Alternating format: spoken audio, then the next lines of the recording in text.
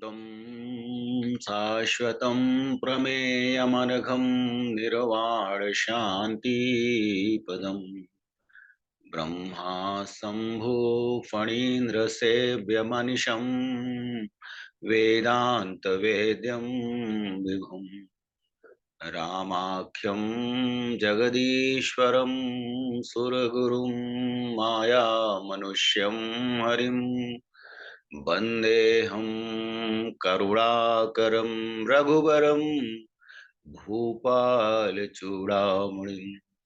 ॐ नमो भगवते वासुदेवाय नमः। ॐ नमो भगवते वासुदेवाय नमः। ओम नमो भगवते वासुदेवाय नमः। देवियों एवं सज्जनों, गोस्वामी तुलसीदास जी महाराज द्वारा रचित श्री रामचरितमानस के कतिपय व्यवहारिक प्रसंगों की श्रृंखला में अपना मंतव्य प्रस्तुत करने हेतु आप सबके समक्ष समुपस्थित हूं। त्रेता युग की महानायक मर्यादा पुरुषोत्तम प्रभु श्री राम, जो साक्षात परब्रह्म परमेश्वर के मानव स्वरूप हैं, त्रेता युग की रावण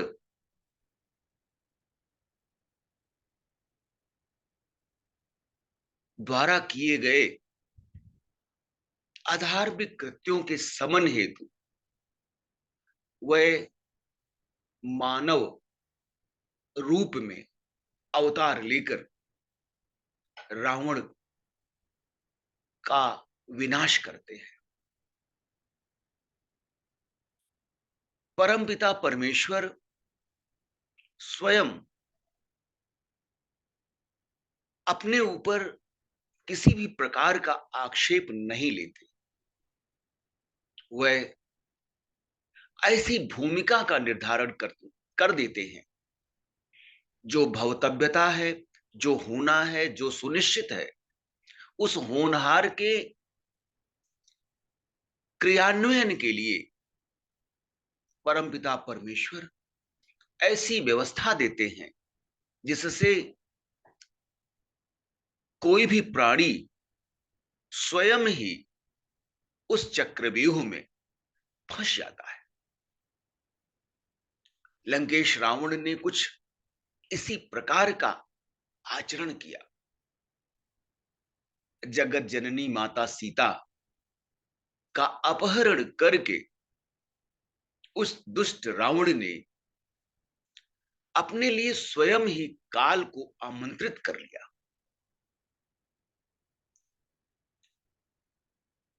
मर्यादा पुरुषोत्तम प्रभु श्री राम मां सीता की खोज में भटकते हुए लंकेश रावण की नगरी लंका पहुंच चुके हैं, किंतु अहंकारी रावण लंक को अपने सबल शत्रु को अपने सम्मुख पाकर भी उसे लेस मात्र भी भय नहीं है। वह रास रंग में मस्त है, अनेकों प्रकार की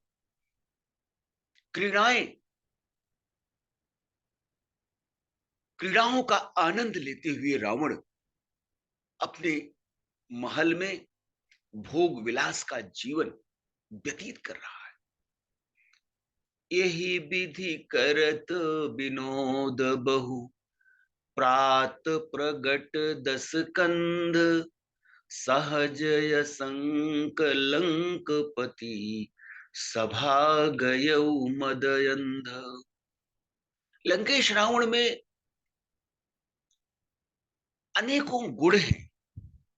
वो महाशक्तिशाली है, प्रकांड पांडित्य है, भविष्य दृष्टा है, किंतु उसका एकमात्र अवगुण अहंकार उसके सारे गुणों को समूल नष्ट कर देता है। महान ज्ञानी परम तपस्वी रावण अपने अहंकार के कारण अज्ञानता का आवरण ओढ़े हुए रात भर मनोविनोद में संलग्न रहा। प्रातः होने पर स्वभाव से निडर एवं अपने बल पर अहंकार पाले हुए रावण अपने सभा भवन में जाता है। लंका भयउ कोलाहल भारी, सुना दसानन अति अहंकारी।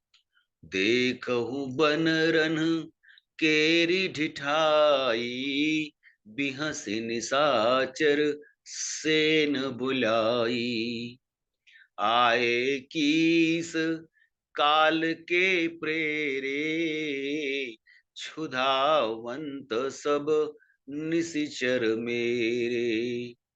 अस कही अट्टहास सठ कीना, गृह बैठे आहार विधि दीना। सुभट सकल चारे हूँ दिस जाहू, धरि धरि भालू कीस सब काहू। उमा राव नहीं असय अभिमाना, जिमिटे टिभ खग सूत उताना। लंका में वानर सेना प्रवेश कर चुकी है। संपूर्ण लंका वासियों में कोहराम मच गया है। जब एक दो बंदरों का प्रवेश नगर क्षेत्र में होता है तो वह कौतूहल और उत्कंठा का विषय बन जाते हैं। उनकी चपलता एवं उत्पात से लोग भयभीत हो जाते हैं। लंका में तो असंख्य बानरों की संख्या, असंख्य बानरों की सेना आक्रमण कर चुकी है। इसके लिए स्वयं रावण ही उत्तरदायी है। वह ब्रह्मा जी से वरदान के रूप में नर, वह बानर के हाथ अपनी मृत्यु का वरदान मांग चुका है। इसी कारण परमपिता परमेश्वर को मानव स्वरूप में अवतार लेकर पृथ्वी पर आना पड़ा। रावण जानता है कि परमपिता परमेश्वर ही संपूर्ण राक्षस जाति के कल्याण हेतु त्रेता युग में अवतार ले चुके हैं। प्रभु श्री राम के हाथों अपने परम कल्याण की कामना लेकर वह जगत जननी माता सीता के अपहरण जैसा जघन्य अपराध कर बैठता है। प्रभु श्री राम जी भी उसे इस प्रकार के अपराध करने का स्वयं अवसर प्रदान करते हैं, जिससे उन पर अनीति व अन्याय पूर्वक रावण के वध का अपयश न मिले। वह उस लोकापवाद से बचना चाहते हैं जिसमें रावण के वध के लिए मर्यादा पुरुषोत्तम प्रभु श्री राम पर अनीति और अधर्म का आक्षेप लगे। अहंकारी रावण भारी मात्रा में बानरों की सेना व राजधानी में कोलाहल सुनकर बानरों की ढिठाई, उनकी चपलता, चंचलता देखकर राक्षसों की सेना बुला लेता है और मदांध रावण कहने लगा, इन बानरों की निडरता तो देखो। ये सभी काल की प्रेरणा से चले आए हैं, अर्थात इनकी मृत्यु ही इन्हें यहां खींच लाई है। मेरे सभी राक्षस सैनिक भूखे हैं, विधाता ने इन्हें घर बैठे ही आहार, मांसाहार भेज दिया है। राक्षसों का प्रमुख भोजन मांसाहार है, जबकि मनुष्यों का, देवताओं का शाकाहार है। रावण के इस प्रकार अहंकार पूर्ण शब्द